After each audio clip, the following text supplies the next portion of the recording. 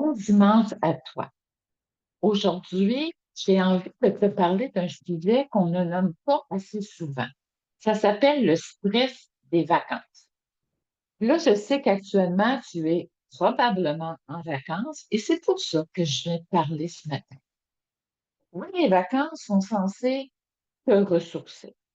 Mais dans le monde des affaires actuelles, puis moi ici, je vais parler de toi en tant que designer d'intérieur, je remarque souvent tout le contraire. Des vacances qui deviennent une source de pression, de culpabilité, de stress intense et parfois même de surmenage. Et ce n'est pas un hasard. Il y a plusieurs raisons à ça. La première étant le manque de temps pour livrer les projets que tu avais promis. Souvent, on dit oui à trop de choses, beaucoup trop rapidement, sans tenir compte du fait que les vacances arrivaient. Donc, résultat, tu trouves jusqu'à la dernière minute à travailler en mode souvent essoufflé, où tu vas commencer tes vacances parce qu'elles sont probablement déjà commencées, quoique il y a des designers qui ont décidé de poursuivre le travail et de prendre des vacances au mois d'août.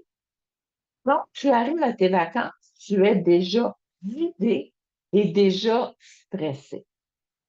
Ensuite, il y a la question d'argent, qu'on parle pas, bien sûr, souvent. Quand on facture pas à sa juste valeur, ou bien que tu manques de clients, prendre des vacances devient presque un luxe inaccessible. Donc, tu vas pas oser fermer le bureau, tu vas peut-être culpabiliser, ou souvent, tu vas dire, ben, j'ai pas les moyens. Puis ça, c'est un stress qui va rester en arrière-plan pendant toute la période de tes vacances. Puis, finalement, aujourd'hui, ce que je pourrais rajouter, c'est le retour à pas été planifié. Et pour moi, c'est un des éléments essentiels.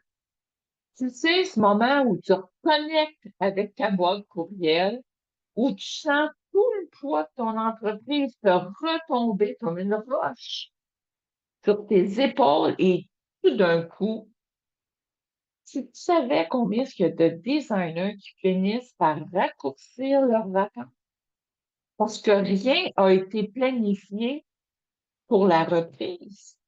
Et ça, c'est difficile, c'est épuisant et surtout, ça pourrait être évitable.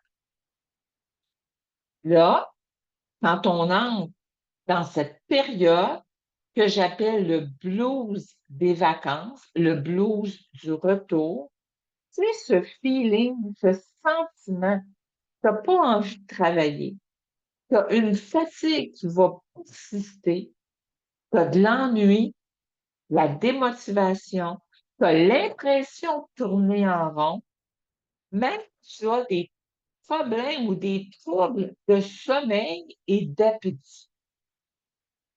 Et si tu te reconnais là-dedans, je veux juste te dire que c'est pas anormal. Puis surtout, là, peut reprendre le contrôle.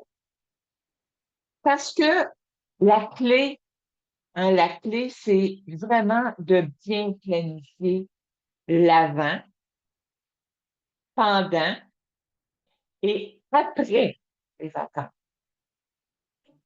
Tu vas devoir prendre soin de toi autant que de ton entreprise. Et tu vas devoir te créer un rythme pour te respecter là.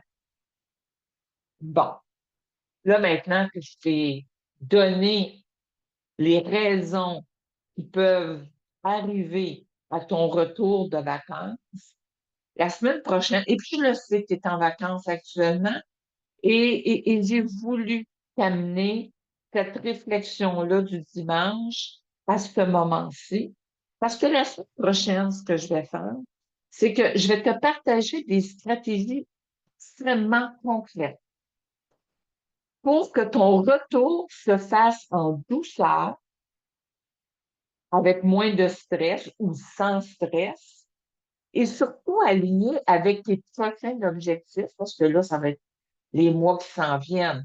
Il y a des objectifs à atteindre. Et tu vas voir, ça fait toute la différence. Alors, d'ici là, prends soin de toi, respire et savoure ton dimanche.